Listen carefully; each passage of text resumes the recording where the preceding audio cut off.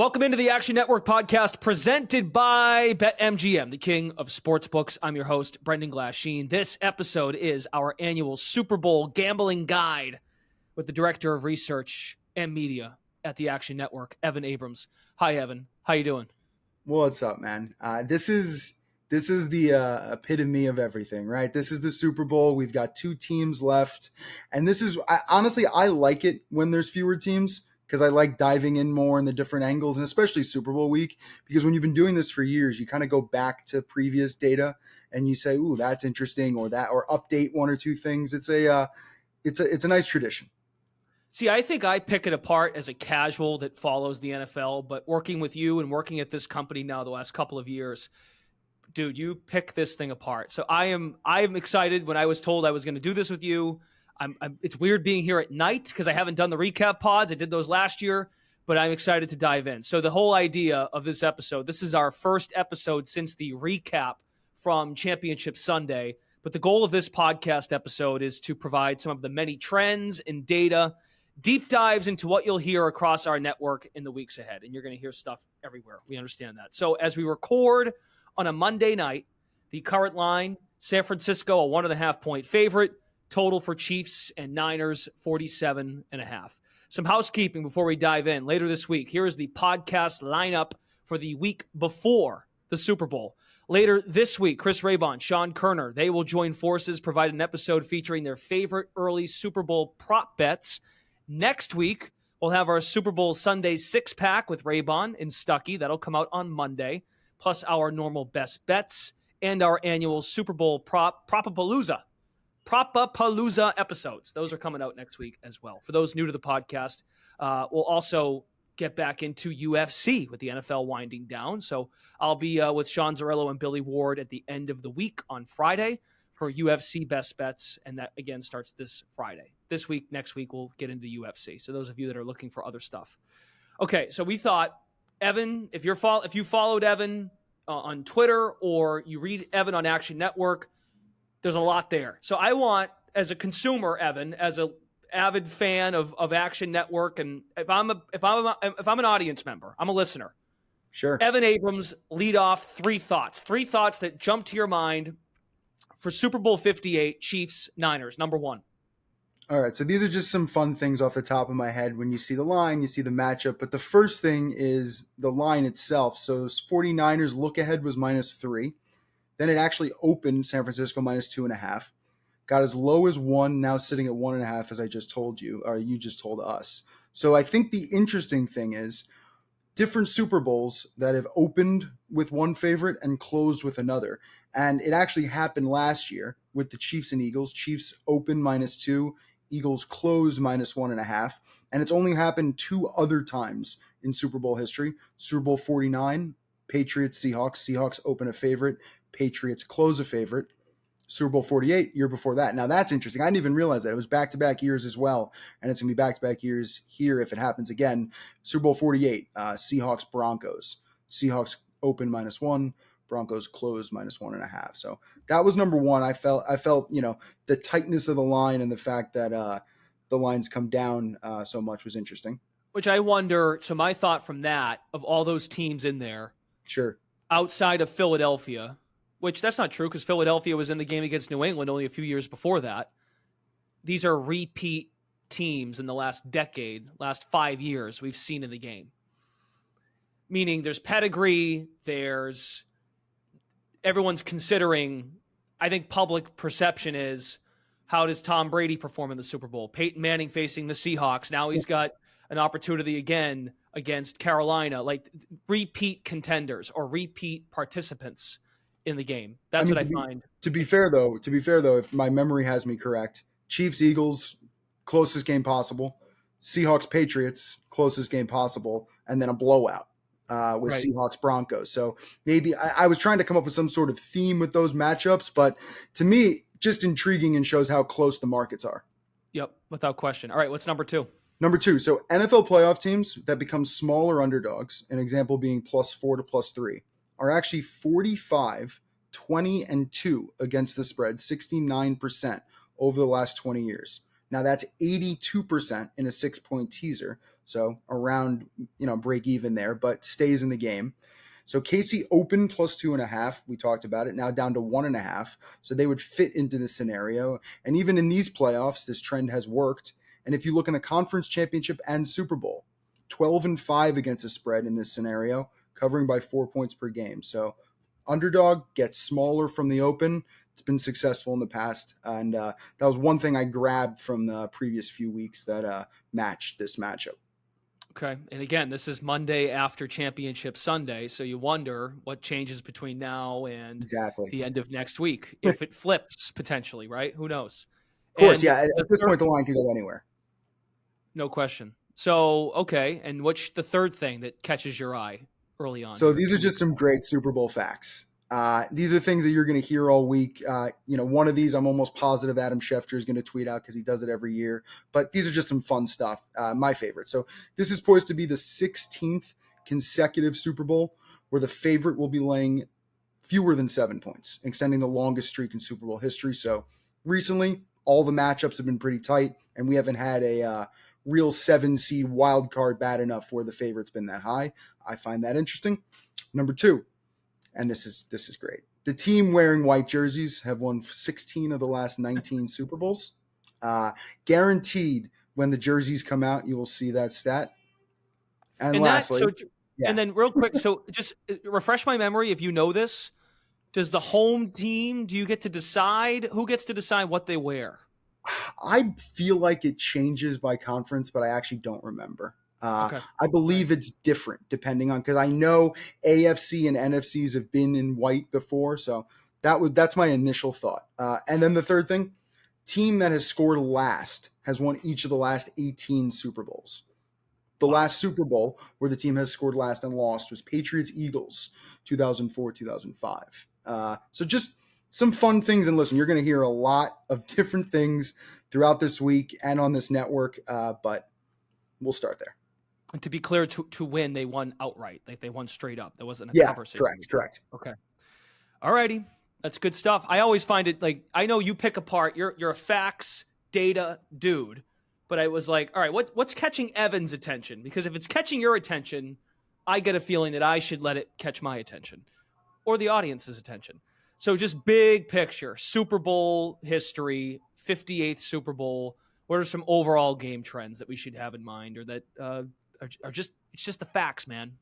Yeah, these are the top of most stories. They don't mean too much, but they're interesting nonetheless. So favorites 36-21 straight up, and always fun. They're 27-28-2 against the spread. So basically 500 across history, and totals exactly the same. 27-28-1. There was no total in Super Bowl one, so can't make up anything there. And the thing that's interesting, Super Bowl underdogs, 9-7 straight up in the last 16 Super Bowls, including 11-5 against the spread. So pretty much a coin flip. And that kind of says something as well to the fact that the spread hasn't been large in the game. So upsets haven't been massive in recent history. Right. And that points to your point that maybe Schefter puts this out there, that this is the 16th straight Super Bowl with a favorite laying fewer than 7. There it is. Yeah. Via ESPN Stats and Info. That'll come from there. It'd be great. But here, let's keep going on this one, because I know this one's going to be tossed out a little bit. So Super Bowl winners are obviously 57-0 straight up, but they are 48-7-2 against the spread, 87%. And to go a little further, Rams won the Super Bowl but failed to cover in 2022. That was the first time it had happened since 2009 where the favorite didn't cover. And Super Bowl winners with a spread of 6 or less, now 29-1 against the spread, with that Rams game being the one off the hook. And again, 4 or less, 22-0 against the spread. So we've never seen a game close under that mark and not have the same team cover the spread. So this year, if we get up to 2.5, maybe we get maybe a 1-point game. We haven't seen that with a tight spread ever. So we'll see. And yeah, for those that don't remember, the 2020-2021 season, so the 21 winter Super Bowl, Rams -4, they won 23-20 against the Bengals. Yep. And that, I think, was a good day for the books. They needed the Rams to win, but not cover. and that played out. How about the total? And for these two teams specifically, right? Kansas City has, just to me, my opinion, this Kansas City team reminds me a lot of the Patriots in 18-19, where you've Oh, got that's an interesting. elite quarterback, elite tight end, running game, elite defense. You can run the ball. They're figuring it out. They found their identity at the end of the season. They didn't look great, but they found a way, molding a young up-and-coming receiver. I realized Julian Edelman was already established, but Rashee Rice feels like that guy who's come alive, and now all of a sudden they can score, which they did against Miami and Buffalo, but then they can win a game the way they did against Baltimore. Then you have San Francisco, their sample size for the entire season.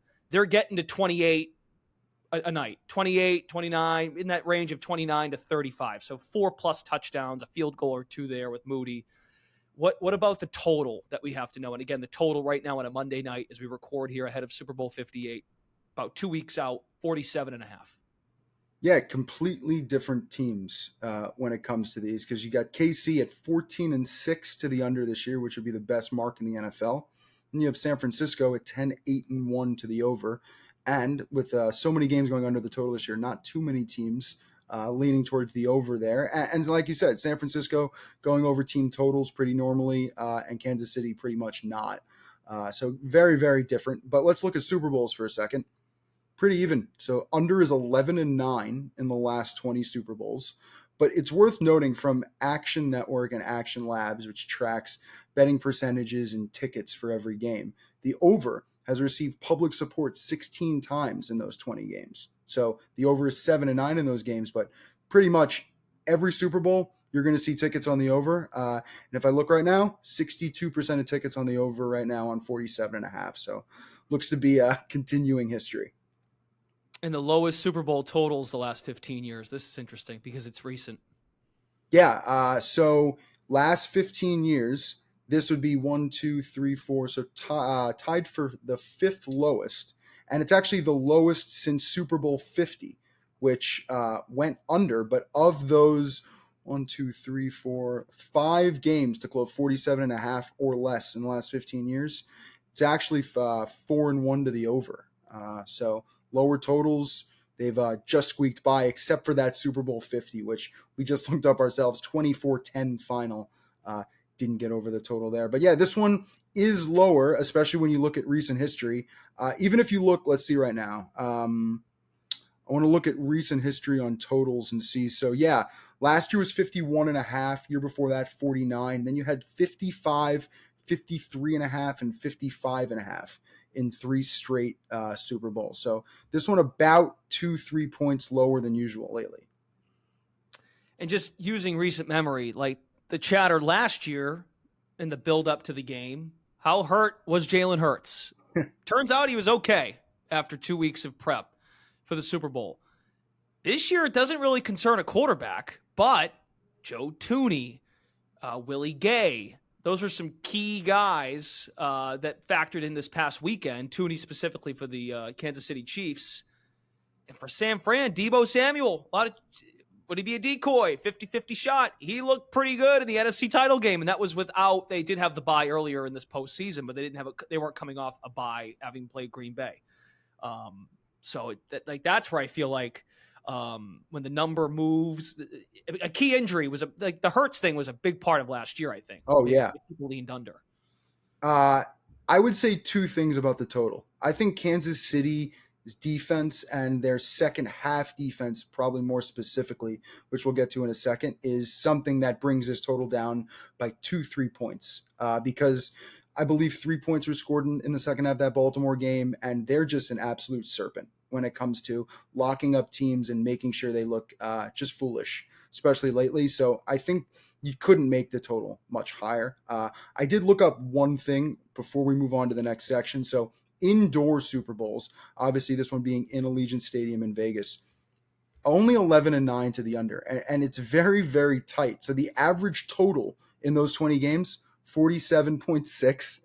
And the average points in those games, 47.8. So ignore it. No edge. It's indoors, but it all feels just about right. That's Allegiant Stadium since it opened. Yeah. No. Those are the 20 Super Bowls. So those 20 Super Bowls, which inside. are 11-9 to the under inside, Those are average total in those games, 47-6 and 47-8 points scored in those games combined. So basically exactly even with the total in this one. So it is indoors, but given all the factors, I think it's a non-factor. Let's take a deeper dive on team outlooks, team specific. We'll start with the underdog, Kansas City. Their season. So when folks are looking at all the data, try to not let recency bias from this last couple of weeks. So for Kansas City, Miami, Buffalo, Baltimore, big picture entire season. What do people have to know? The facts on Kansas City from a season standpoint. Well, first, I think you need to start, and let's use the actual numbers so people get them, with those second half unders from Kansas City, because to me, it's a part of their identity. It's a part of who they are, especially the momentum they've gotten in their 5-game ATS winning streak. Second half unders, 18-2. Fourth quarter unders, 19-1. So just absolutely stopping teams in their tracks. The second trend I think you probably need to know is just the fact Mahomes hasn't thrown an interception in 6 straight playoff games. 11 touchdowns, no picks. He had 3 touchdowns and no picks in last year's Super Bowl. And the big storyline going into that Super Bowl was the fact that he had thrown 4 interceptions, 2 each in his previous Super Bowls. So went into last year, no issues. And let's just talk about currently. He hasn't thrown an interception since Christmas, 5 straight games. Wow. He did get sacked late in the fourth quarter, which broke his, let me remember this, 3-game no-sack interception streak. But even then, he's getting the ball out quickly. He's scrambling when needed. And that's what probably makes him the most dangerous at the moment. He's just not making mistakes. And lastly, we talked about basically the Chiefs having the best defense. Well, this year they are 5th in EPA per play, including the playoffs, and that is the best Mahomes has had. And just look at these other ranks when it comes to EPA per play for defense: 15th, 24th, 19th, 18th, and 27th. So, yeah, the scoring's not there, but he's figured out other ways, and that defense is absolutely stellar. Best defense he's had, and folks were saying that early in the year. They'll figure out the offense. They'll get it together. They never really did. They really never did until now, until the postseason. In moments, right? Like that Buffalo game, the efficiency was off the charts with time of possession favoring Buffalo.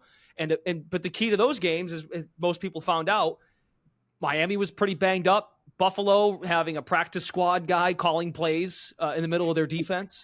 And then just another note on Patrick Mahomes, 14 picks in the regular season, the most in his career.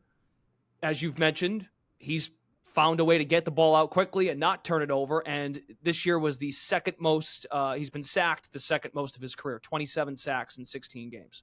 28 was his high in 2021. I'll add one more thing on the Chiefs. If you were under a rock and missed the entire year and say you watched last year, it's worth noting they went 8-12 against the spread last year. They're 11-7-1 this year. So Just a different in terms of the numbers. And it's not like there was such a stigma last year that they weren't covering games because, some of those lines were a little bigger. That just wasn't the case here because they played so poorly. It's a good point. The numbers came. Look at and we're not going to do props here on this episode. Well, that will be for Propapalooza next week. But the Travis Kelce numbers came down, substantially. Pacheco, even on the ground, number was in the 60 range pretty much for this entire run, and that number creeps up again for this week. It's in the mid to high 60s. So even then, it reflects the game total, the game spread, and even their individual stars. That's been a reflection. So we brought up Mahomes. The quarterback plays a big part in any playoff run, any Super Bowl. Patrick Mahomes in the play. Now this one, I think if you've been tuned in to Evan and you watch our stuff, and if you any of our contributors at Action Network, if you follow them in the free award-winning Action Network app, anytime there's a Chiefs game, Patrick Mahomes in the playoffs and as an underdog, and he's been able to win on the road, which that's been solved in 2 games so far. Yeah. It has. I think it's worth noting when talking about the underdog role, it's a little bit even more than Mahomes. So since 2016, Chiefs are 16-5-1 against the spread as underdogs. Second best in the NFL behind King Dog himself, Mike Tomlin and the Steelers. Rah-rah. Rah-rah. So the Chiefs themselves have played well in this role. And it's worth noting. So Chiefs opened 2.5-point dogs. Yep. Just the 11th time Mahomes has opened 2.5 or higher. He's 9-0-1 against the spread in those games, 8-2 straight up. And 10-0 in a 6-point teaser, covering the games by 8.7 points per game. He's won and covered 5 in a row since 2019. So To be very clear, be very clear, this is Mahomes altogether or just postseason? Altogether. So got it. Anytime he's opened 2.5 points or higher, this has been the scenario for him.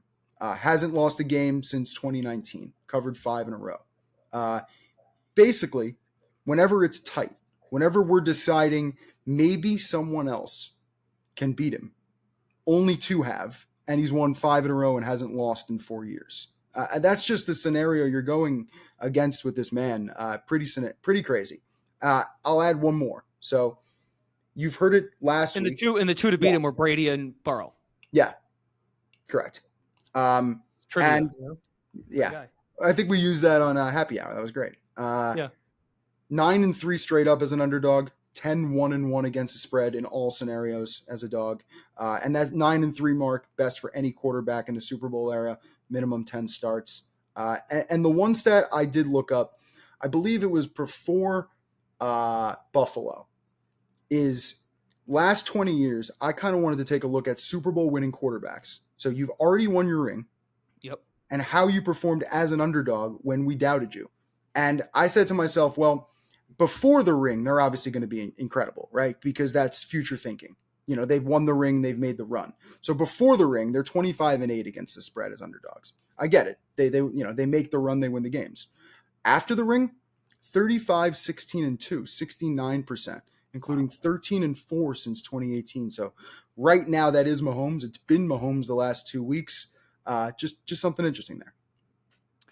How about Kansas City's head coach, Andy Reid? And we'll do the same thing for those wondering. We'll do the same thing on the San Fran side, but we're going to go in order: coach, quarterback. So that's the Mahomes breakdown. What about Andy Reid, who of course has history in this game with Philadelphia too, going back now? Yeah, his 5th Super Bowl appearance, and facing Kyle Shanahan, who's in his 2nd Super Bowl appearance. And the number people are probably going to be curious about, coaching experience in the Super Bowl. Doesn't really matter.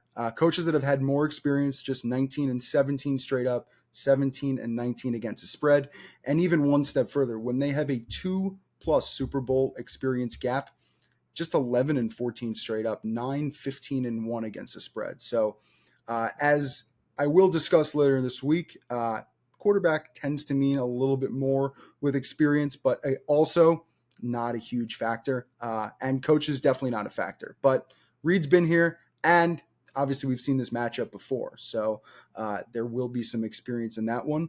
And speaking of that, I would add a big part of that might get overlooked is typically if your team makes a deep run. We saw this with Philadelphia. You'll lose your offensive coordinator. Like Spags is the exception for Kansas City. Like Spags has been there now for a while, and he's hooked at the hip of Andy Reid. But coordinators changing. We've seen this with Belichick for years. Like, well, if you're making that kind of run, you're going to get you're going to get phone calls. If you're making it all the way to the championship Sunday, you're going to get phone calls for OC jobs, or part of me being an OC or a DC, you're going to get calls to be a head coach somewhere else. And that might play a part into it too. So not just the coach, the head coach, but the staff altogether. There's turnover for staffs that get to this stage too. Yeah, it's a well put tree. You know, the tree is firm. No one's leaving. No leaves are falling. To make your point, though, Spagnuolo's 5th Super Bowl appearance as a D coordinator, tied for most all time with Dick LeBeau. So you're right. I mean, with the Giants, with the Chiefs, he's been there. It's really funny that every offseason, his name is never called. He's never interviewed. Nobody wants to talk to him. But yet, he has enough Super Bowl rings to fill up a few fingers. So that's fun in itself. And then you talked about the matchup. So head coaches to meet in 2 Super Bowls, it'd be Andy Reid and Kyle Shanahan, Coughlin and Belichick, Jimmy Johnson and Marv Levy, and Chuck Noll and Tom Landry. And the interesting one, whoever won the first one won the second. So maybe Reid does have an advantage here. Andy Reid is, I think people have caught on to this, especially if Belichick doesn't coach next year. Andy Reid is high on that wins list, and is high on that playoff wins list too.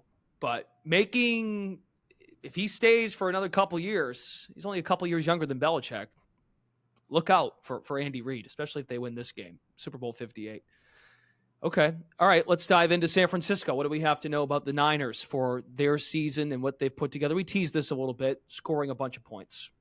Yeah, scoring a bunch of points, but from San Francisco's point of view, the fourth quarter to me was one thing I wanted to put out there. 14-5 fourth quarter ATS this year. And you even saw it. I mean, they didn't really need to do it a ton against Detroit, considering that Detroit was 3-17 this season against a third quarter spread, and they ended up losing 17-0 in the third quarter, which is just a wild statistic. San Francisco didn't really need to put out their fourth quarter that they usually do, but yes, 14-5. So that comeback kind of has been, or at least putting the nail in the coffin, has been in their DNA this year. And you had mentioned it before. Let's just talk about quarterbacks to make the Super Bowl for the 49ers. So you have Montana, Young, Kaepernick, Garoppolo, and Purdy. They've lost the last two with Kaepernick and Garoppolo, and they won all the others with Steve Young and Montana. So a little bit of a negative history heading into this one. And we talked about it before. Maybe Shanahan can find his guy, but if not, San Francisco would have lost 3 straight. Okay. And They then feel like a yeah. powerhouse high school team getting in the Correct. game. That's a good point. But can they get the quarterback right? In the last two, I think they've had excellent seasons, but in the game, which Garoppolo, they were right there. Final drive, ball in your hands. And that goes back to what you said. Did they score last? No. Chiefs did. Niners had a chance. Niners had the ball in their hands, didn't score. So it's not like they didn't have a chance to come back and score. They had the ball last. I can't remember with Kaepernick if they had the ball last. I think with Joe Flacco, I don't remember. All I remember is Emmanuel Sanders. He was so close. Yeah. The other angle from San Francisco's point of view, and this is probably one of the more interesting ones from at least me, because I'm just fascinated with these different stats, but they're just the second team in the Super Bowl era to have a 3+ game ATS losing streak entering the Super Bowl. The other, I'm only putting you on the spot because it's your team. It'd be the 2007 Patriots. Wow. They lost 5 in a row against the spread entering the game. I look back and I couldn't find another team. So I'm pretty sure they are the second team 3+ game ATS losing streak entering the Super Bowl, which says something. Winning by 3, and they're a team who weren't underdogs all year and favorites entering the playoffs, which usually is a lethal combo. To only win by 3 points in both of those games, it's just a very interesting story. Also entering a Super Bowl where it's pick'em. Like there's, they've been laying 10 points and 7 points in back-to-back games, and now you just need them to win if you're betting on them. Right, and the key there, though, in their spot, 1 seed, already locked it in, so you're including the Rams game, Week 18. Yeah. Okay. And then, of course, Green Bay, Detroit. You got it. And for New England, in 2007, they played the Giants the last week of the season in Week 17.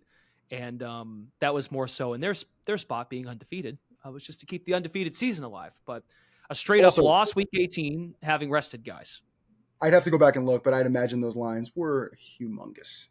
Because there's 13s and 14s and 17s and all sorts of crazy things later in the season. But interesting nonetheless when you think about the Niners' juggernaut status, which I guess other than Baltimore has probably been the team we've labeled them this year. Interesting nonetheless that they fall into that category, especially with being favored in all the games and favored entering the playoffs. Good, interesting profile. Sam Darnold started Week 18 also, and the Niners closed 5.5-point favorites. And I think the Rams were already in, too. I think the Rams had already secured their spot. Right. That's why they started Carson Wentz. But the data's the data. It's 3 straight games they haven't covered going into the Super Bowl.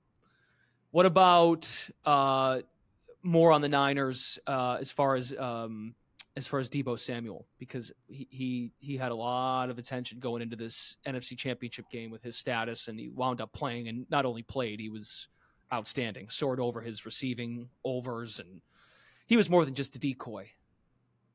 Yeah, I mean, you saw the stats last week, and I think they're probably worth noting. 13-1 straight up, now 10-4 against the spread in games he starts and finishes. He tends to matter for that team. He has the most I believe it's receptions and targets when San Francisco is ahead in the game this year. So not only is he important from coming behind, he's important for shutting the coffin and winning the game in the end. And they usually end up giving him the ball in that scenario. It's really him and McCaffrey. But when you lose Debo and he's not a part of the scenario, that's when it starts to get a little hairy. And this is one I looked up. So just in general, when he gets at least one target in a game, the Niners are 45-13 straight up. When he doesn't, they're 9-10. It's pretty blanket, but he's part of their winning formula. 49ers with Kyle Shanahan, because we did Andy Reid. This is Reid's 5th Super Bowl. You said it. Shanahan's 2nd. They're only one of a handful of duos or the 1v1 matchup to occur a second time. And the last was Coughlin and Belichick. What should we know about Shanahan? So let's start with the good. He is 6-0 straight up as a favorite in the playoffs, which to me actually says something. There's no upset. He's done well. He's also 6-0 straight up at home in the playoffs. He is the only coach since 2000 with both of those marks, 5-0 or better. I think there's positives, and I think the fact that he's made these runs with Purdy and Garoppolo is actually one of the more impressive feats, to be honest with you, based off what we've seen from Garoppolo since then. But the stats are the stats, and I put it out a bunch this weekend when obviously they were trailing by 14 plus points. It's tough. He's now 3-29 straight up and 3-29 against the spread when trailing by 14 points or more at any time. And one of those wins was Sunday. Yeah, and we just saw one of those wins. And then I can give you another stat, but I'm not going to, that basically took you out for the Packers game since they were trailing in that one too. So all the trailing stats are fun. They have a lot to do with 2017 to 2020 San Francisco when there were some really, really terrible quarterbacks. But also, the data is the data, right? So the 49ers are 0-39 when trailing by 8 or more points in the fourth quarter. Now, that hasn't happened in either of these games because they came back so quickly, but they've had issues, and so do every other coach, right? Like, if you're going to say, every other coach by trailing by 8 or more points in the fourth quarter, probably a similar terrible win percentage. But for Shanahan, it's a stigma. So we're going to see if they trail in this game, how they react, especially with a KC team that has absolutely dominated time of possession, right? In the second half, the second half under. That's what's fascinating. I mean, Green Bay had a great year for their standard coming in. You found the quarterback, you think. But defensively, holes. Detroit, pass defense, question marks, holes, can be scored on if you're having just an average day. This is a different beast in in Kansas City. The one that gets me too, and listen, all these stats are terrible, but 5-35 straight up when trailing by 3 points or more entering the fourth quarter doesn't feel like a lot of points to be down. Wow. And a lot of these stats are just, listen, the quarterbacks there were terrible, but it's not great. So that's the angle on Shanahan. I think the other angle, like I said, that's probably more important is the 6-0 mark, right? Like, he's winning these games and figuring out ways to win. Now, not necessarily. He's lost, I believe, 3 in a row against the spread in the playoffs. I think he was 7-1 ATS before that. So he's a good playoff coach and even among the best when it comes to some of these records in terms of win percentage. But, some of these stats are kind of bad. That third quarter Sunday night felt like an hour and a half. Yes. I kept looking at friends like, there's still 3 minutes left in the third, and they've taken the lead. So that goes back. That's a whole other discussion, and I'm sure the guys recapped this in the recap episode with Campbell and the decision making. But let's wrap with Brock Purdy, Mr. Irrelevant. Sure. Brock Purdy, because some people might simplify it, Evan, and look at it and go, I'm going to bet against or on Patrick Mahomes against Brock Purdy. So what do we need to know about Brock Purdy that people must consider? I mean, the three things, and I'll start with number one, best yards per attempt for any quarterback in the NFL this year against the blitz. So if Kansas City and Spags decides to bring it, he should be pretty equipped to deal with it, which is surprising considering, but that's number one. Number two, so Purdy was the third quarterback to start in back-to-back conference championship games in his first 2 seasons. Purdy, Roethlisberger, Sanchez. Sanchez never made it. Big Ben did and won it. So we're going to see if Purdy can join that journey. And then I'll leave with this. So Purdy is now 15-11 against the spread as a quarterback. 7-1 ATS when he's a favorite of 3.5 or less or an underdog, and 8-10 as a favorite of 4 or more. This is a tight game where, again, San Francisco doesn't need to cover 10. They don't need to cover 7. They don't even need to cover 4. They need to win. That's he hasn't covered in his last 2. Yeah, hasn't covered in his last 2. And but those are, again, I don't remember what the spread was in week 18. But 5.5. But he didn't play. It was. But even Darnold was favored by 5.5, right? Right. Yeah. So even in that scenario, this is just, under 3, especially under 2 we're looking at right now. It's a different ballgame. Wow. I know there will be more from you as we get closer to Super Bowl 58, Super Bowl Sunday, which is, let me make sure I get the day of the week right on the Super Bowl this year. It is February 11th, and we are recording on a Monday night. Evan, I think that's perfect. I think this is a good table setter for people to sink their teeth into. Anything else you'd like to add before we say goodbye? Yeah, you said February 11th, the 3rd latest Super Bowl in NFL history. Maybe at one point we'll be seeing March Madness in the Super Bowl. God, I hope not. But this feels good. Less than 24 hours after the victory, and we're good to go. The fact that you already kind of mapped out when we'll get a Super Bowl in March, you're a maniac. You're a maniac. But you're also the Director of Research and Media at Action Network, Evan Abrams. Thank you very much for chatting and picking this apart. Good stuff. Thank you. Okay. That'll do it for this episode of the Action Network podcast presented by BetMGM, our annual Super Bowl gambling guide. We bunch of data deep dives and trends, and we'll have more as we build up to Super Bowl 58. I'm Brendan Glasheen. Thanks for listening, everybody, and enjoy all the content from the Action Network in these 2 weeks leading up to Super Bowl 58.